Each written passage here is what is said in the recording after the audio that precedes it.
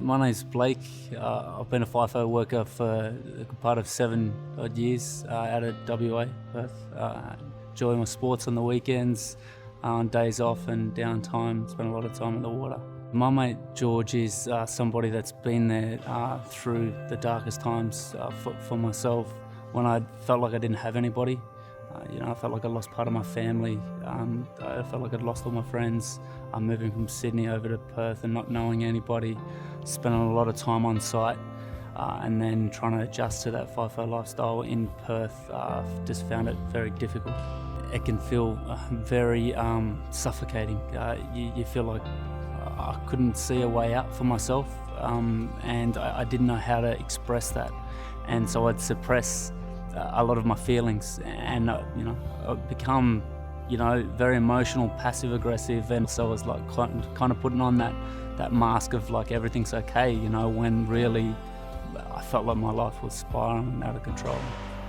It was a simple text message when I'd been in a conversation with him. I'd been hanging out with him, and it was after that he sent me a text message saying he believed in me, and it was that simple text saying I believe in you. It for me, he sensed that obviously I wasn't believing in myself at all, or anything great that I had going on in my life at that time, because I couldn't see it, but he could.